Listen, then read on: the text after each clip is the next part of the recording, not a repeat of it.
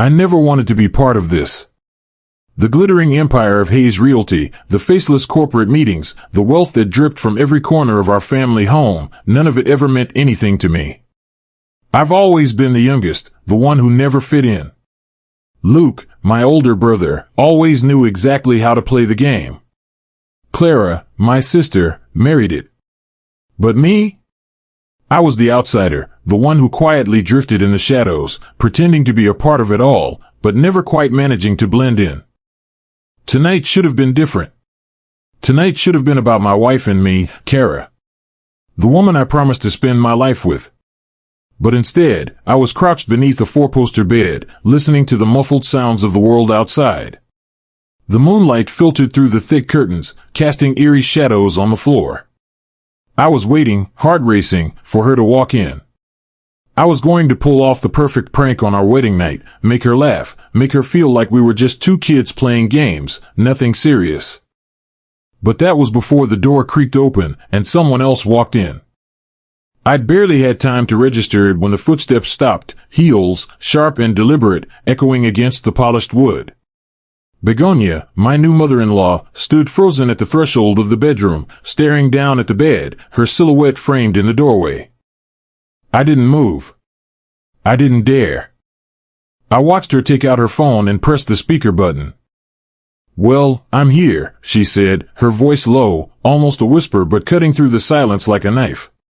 "Now let's talk business." My chest tightened. I should have moved. I should have made a sound. But I couldn't do it, paralyzed, stuck under that bed.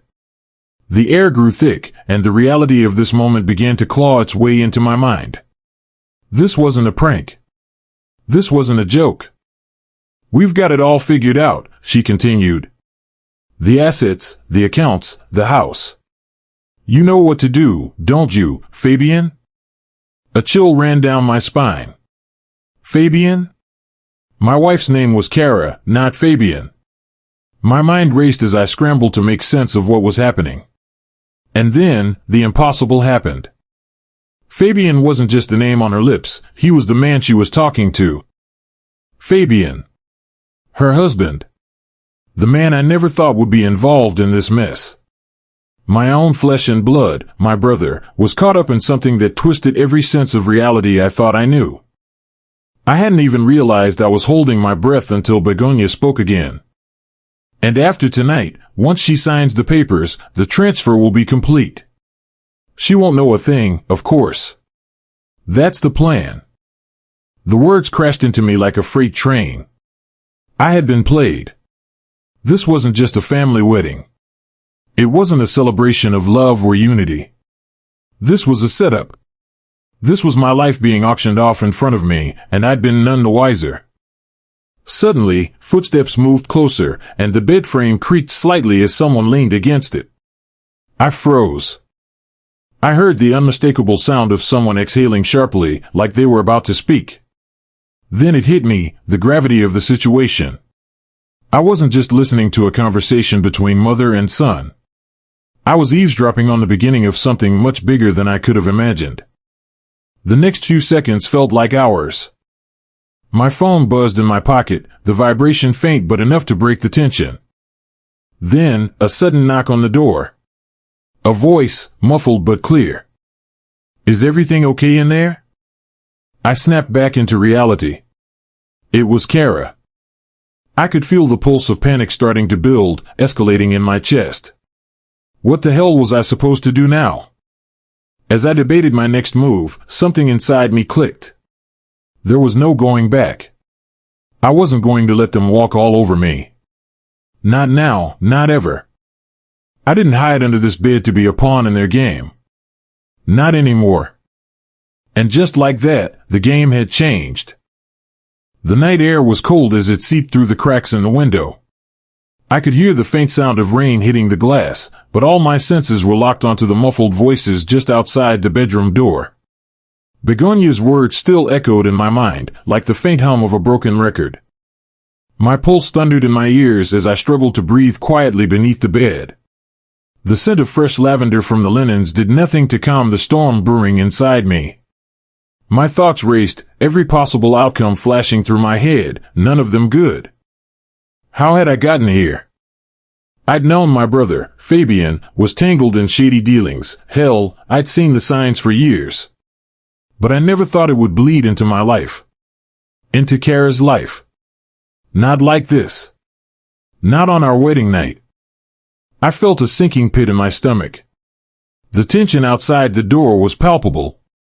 The air felt thick with hidden motives. My mother-in-law was talking to him. Talking about the assets. The papers. The transfer. None of it made sense. None of it made sense until I remembered what she'd said. She won't know a thing. The words replayed in my mind, and I couldn't shake them. Kara. She wouldn't know anything. But I had a front row seat to this unfolding catastrophe. Was she in on it? Had she been a pawn this entire time? Or was she as blindsided as I was? I shouldn't have stayed under the bed. I should have bolted. I should have stood up. Confronted her. Confronted him. But I stayed.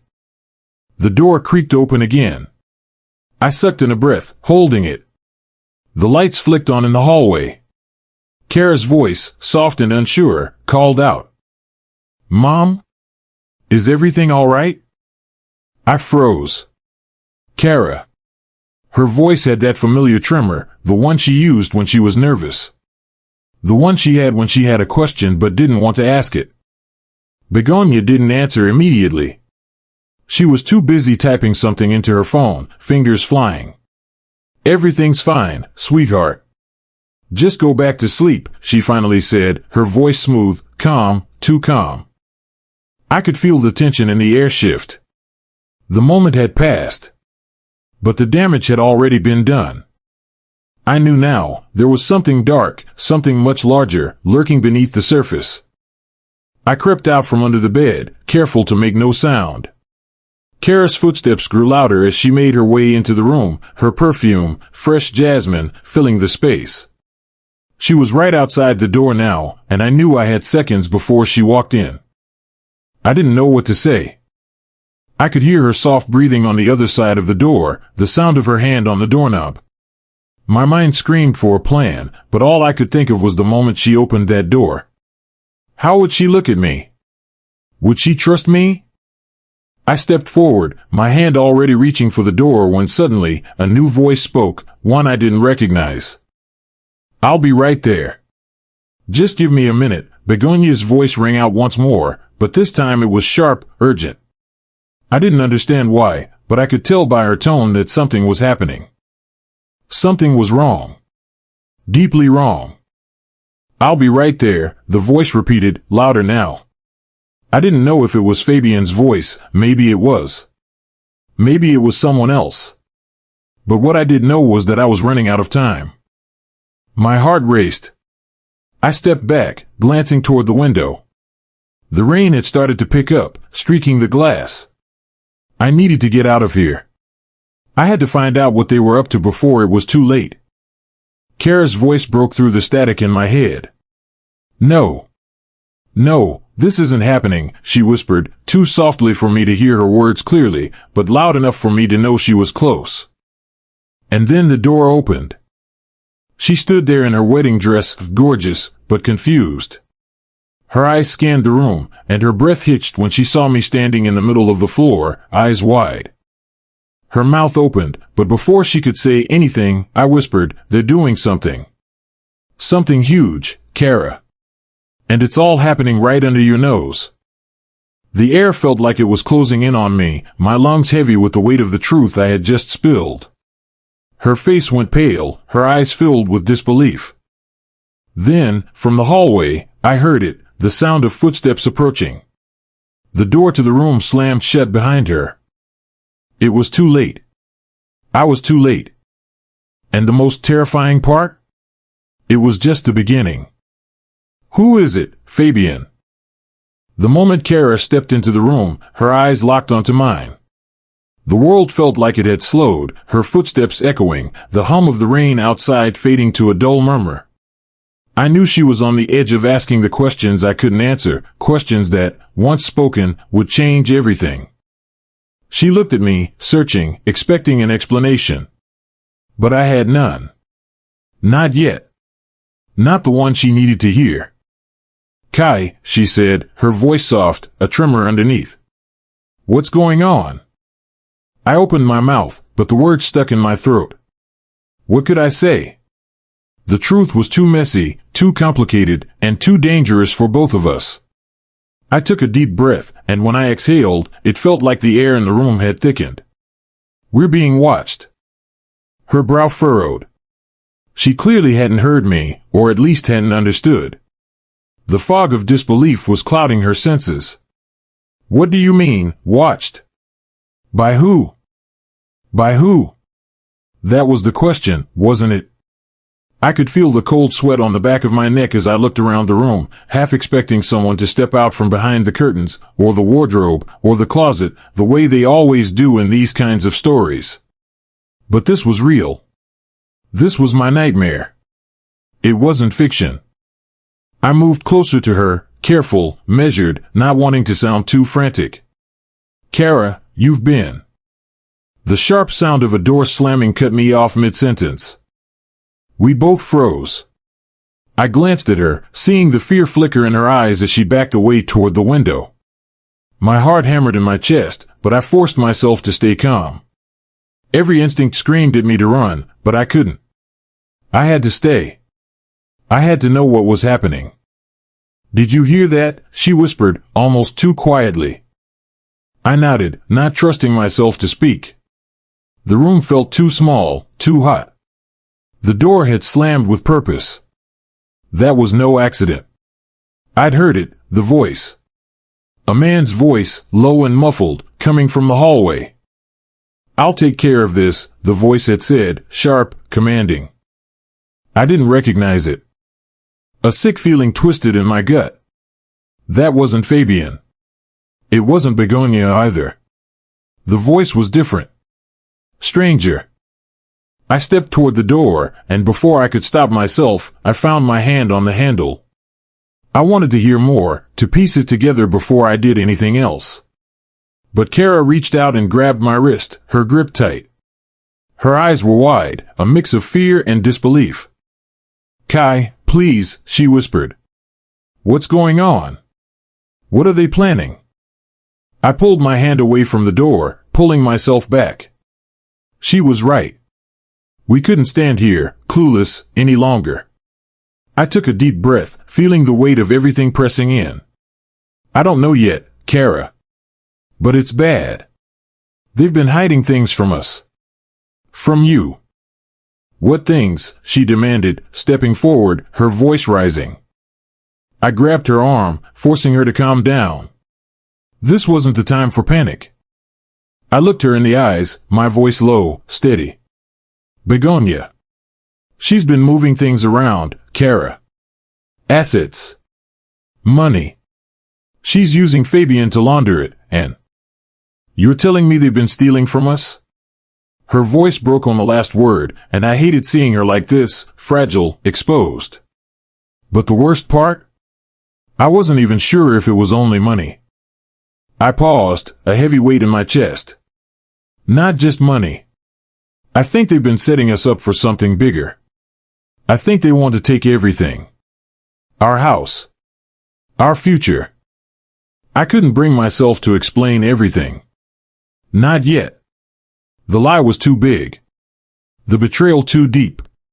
And if I didn't have proof, what was the point of saying it out loud? Kara was silent for a long moment, her eyes darting between me and the door.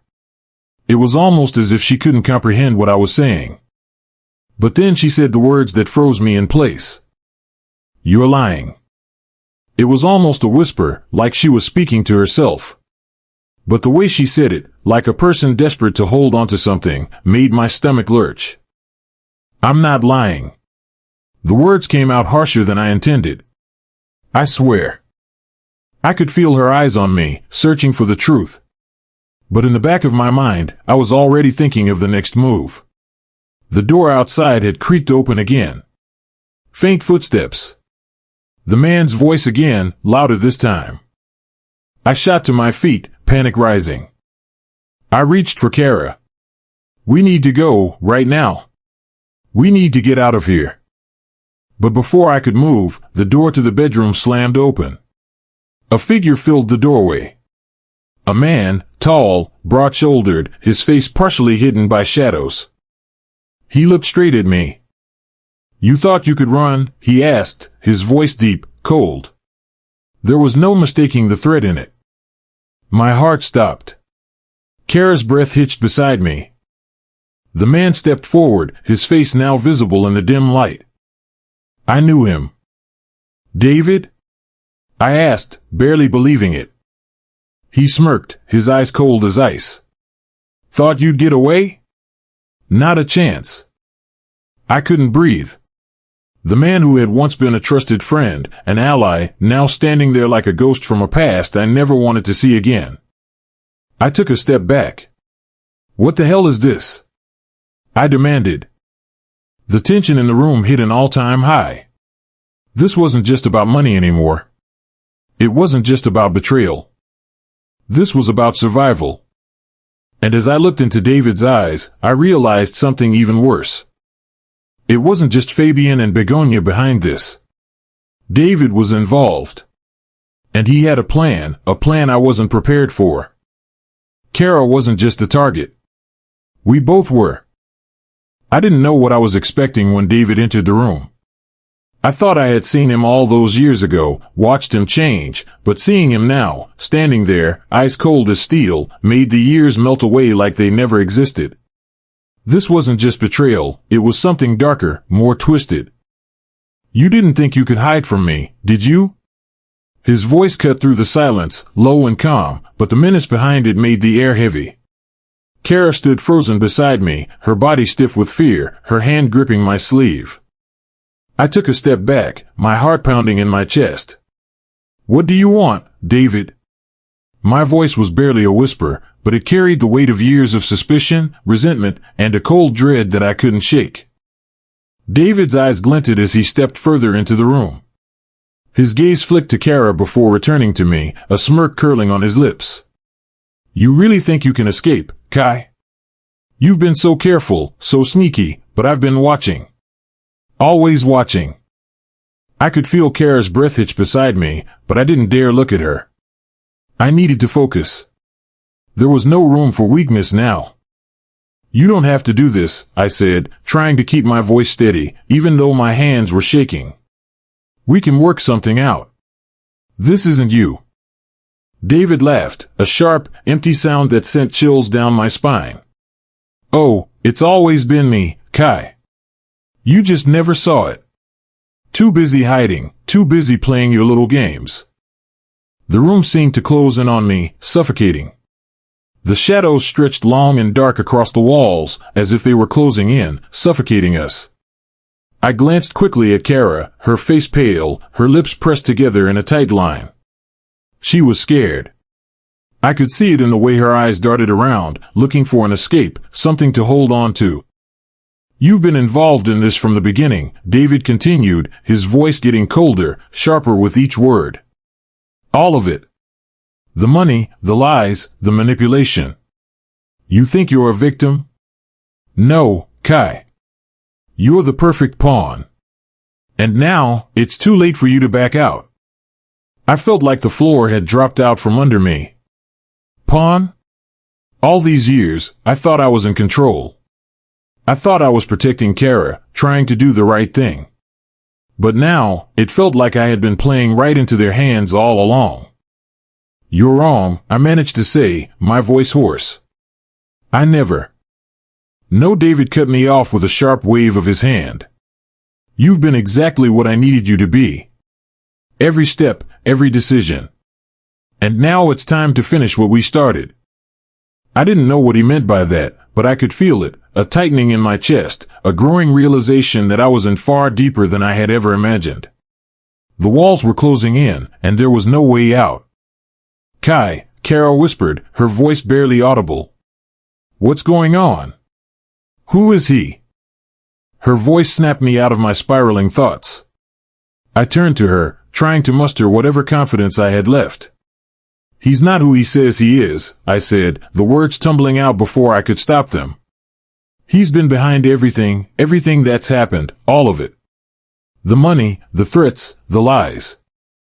David raised an eyebrow, clearly enjoying the confusion, the fear in Kara's eyes. He was feeding off it. "It's cute that you think you have any control left," he said, smirking. "You don't. You're in my game now." There was a flicker in his eyes, a moment of something, triumph, that sent a shiver down my spine. I knew right then that the worst was yet to come. This wasn't just about money anymore.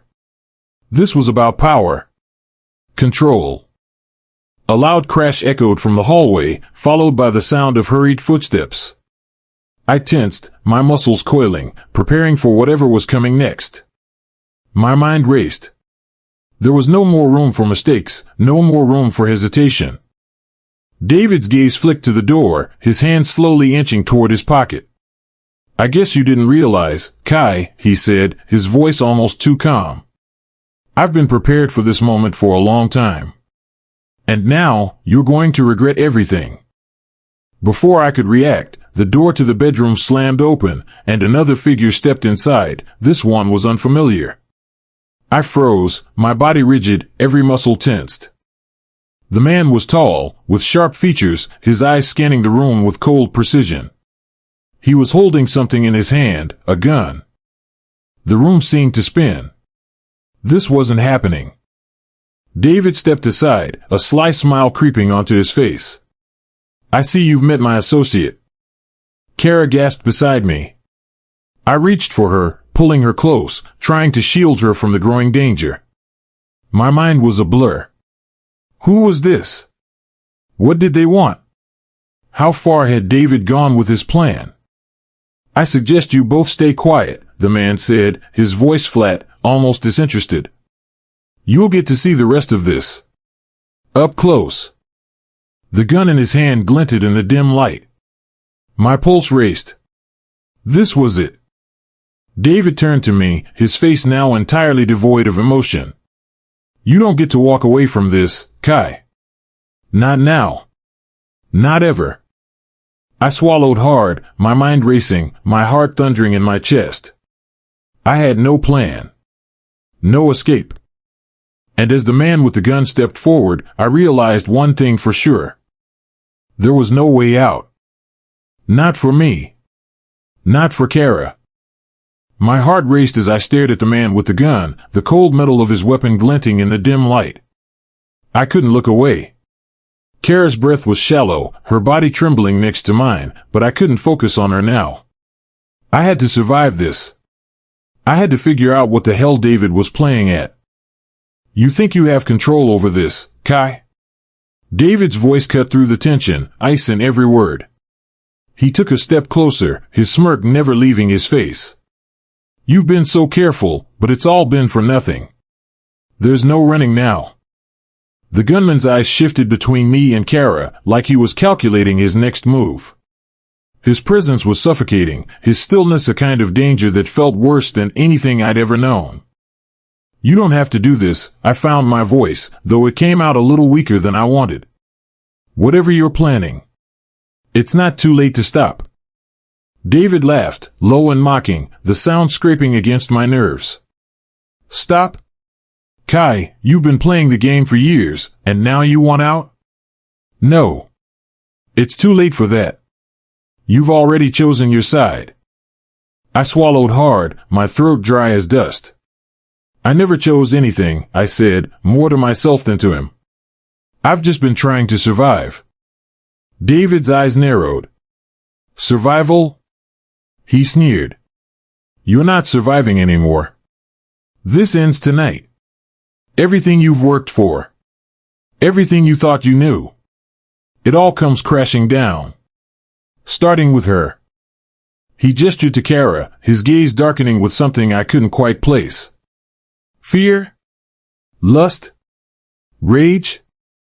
"No," I snapped, stepping forward, the adrenaline coursing through my veins. "You won't hurt her." David looked at me for a long, silent moment. It was like he was deciding something, whether to enjoy my desperation or whether I was still useful to him. Finally, he sighed. I don't need her, Kai, he said, voice dripping with disdain. But I do need you to understand something. He took a step closer until he was almost nose to nose with me. This is bigger than you. Than all of us.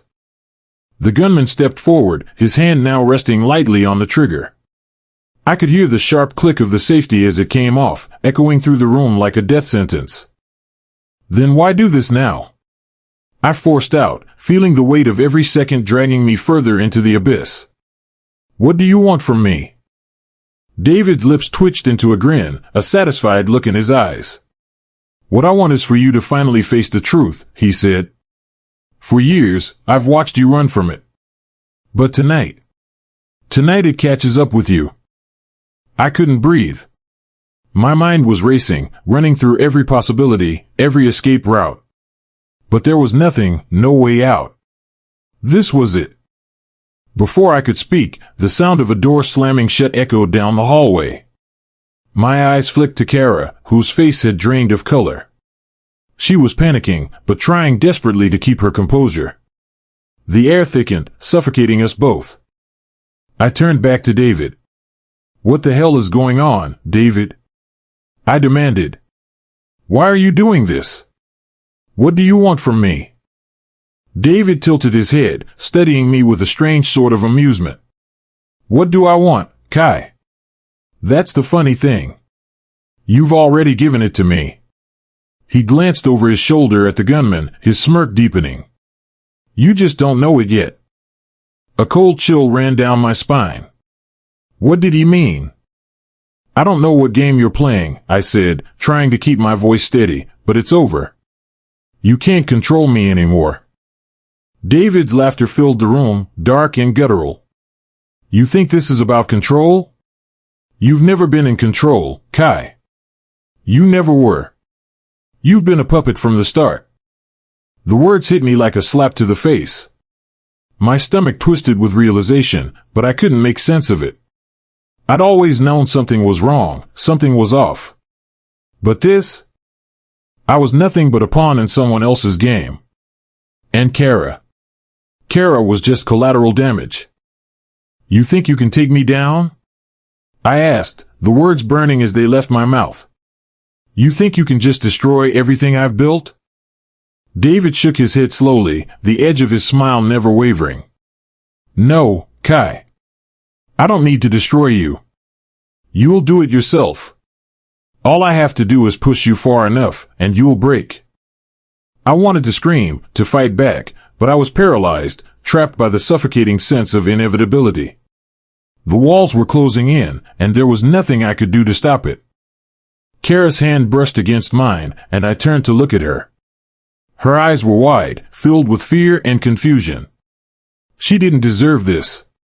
None of this was her fault.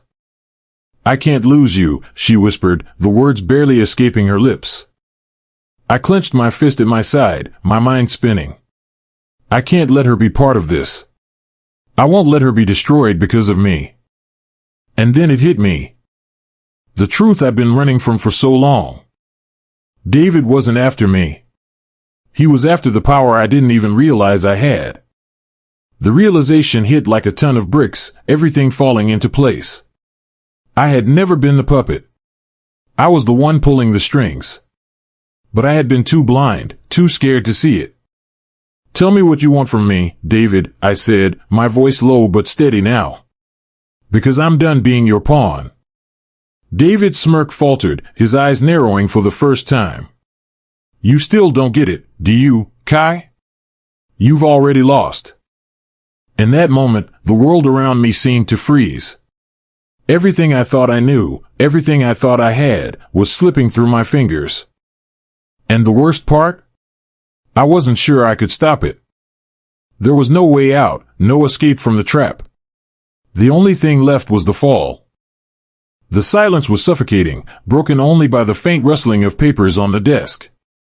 My fingers trembled as I flipped through the documents, the weight of my decisions crashing down on me. Everything I had done, every choice, every sacrifice, it was all laid out in front of me, in black and white. And yet, the truth was still a jagged, elusive thing, slipping through my fingers. I had thought I was in control. Thought I had finally understood the game. But the pieces were still shifting, changing, and I was struggling to keep up. I stood up, my chair scraping loudly against the floor, as if protesting the tension hanging in the room. The faint smell of burnt coffee lingered in the air, a sharp contrast to the sterile chill that had settled in my chest. My heart raced, and my thoughts spun faster than I could catch them. I walked over to the window, staring out at the city below. The world seemed so calm from up here, so distant. But I knew better. Beneath the quiet surface, everything was unraveling, and I was the one holding the threads. The truth had always been just out of reach, like a shadow in the corner of my mind, waiting for the right moment to emerge. And now, that moment had come. I thought I was just playing a game, a simple act of control, of power. But I was wrong. The game had been playing me all along. I felt my pulse quicken as I picked up my phone. The message was brief, but it was all I needed to know. My hands were shaking as I dialed the number. The voice on the other end was familiar, but somehow colder now, as if the warmth had been drained from it long ago. "David," I said, my voice steady despite the storm raging inside me. "It's over. You don't control me anymore." There was a long pause. The silence between us seemed to stretch on forever. Then, his voice, low and dripping with disdain, came through the phone. "You think you're in control now, Kai?" David's laugh echoed in my ear. "You've always been a pawn. Always have been. You just never saw it." His words were a blow, sharp and cutting, but they didn't break me. I had been broken long before this. What he didn't understand, what he had never understood, was that I had learned from every failure, every misstep. I had learned to survive. "I'm done playing your game," I said, my voice low, almost a whisper. "And I'm done with you." The line went dead. I set the phone down slowly, my heart pounding in my chest. For a brief moment, I felt the weight of the decision I had just made. The finality of it. There was no turning back now. But then, a sense of relief washed over me. The kind of relief that comes when you stop running. When you stop pretending that everything is okay, that you can still control the chaos. It was all unraveling, yes. But it was my choice now. My decision. And for the first time in what felt like forever, I felt free. I turned away from the window and walked toward the door. There was still so much to do. So much left to clean up, to fix. But I wasn't afraid anymore. "Things are changing," I muttered to myself, the words feeling foreign on my lips. For good. The weight of the truth still pressed against my chest, but it was no longer something I had to hide from. It wasn't a monster lurking in the shadows anymore. It was mine to own. As I stepped out of the room, I could hear Kara's voice in the hallway. Her soft, tentative steps followed me as I walked down the stairs, her presence a silent reminder that I wasn't alone in this anymore. We had both been victims of the game, but now we were both free. I stopped in the hallway and turned to her. She was standing there, looking at me with a mixture of concern and hope. There was fear in her eyes, but it was different now, less sharp, more distant. "We're free, Kai," she said softly, the words heavy with meaning. I nodded, my throat tight. "Yeah. We are." The storm outside was still raging, but the storm inside me had finally calmed. I had learned, the hard way, that control was never about power or manipulation. It was about letting go. Letting go of the lies, of the false promises, of the need to always be in control. And for the first time in my life, I felt like I could breathe. As I stepped outside, the rain began to fall, soft and steady. It was cleansing, a fresh start. The world was still turning, the city still standing, but everything had changed. And I had changed with it. I took a deep breath and smiled, feeling the weight of the past lift from my shoulders. The truth had set me free. and I was ready for whatever came next.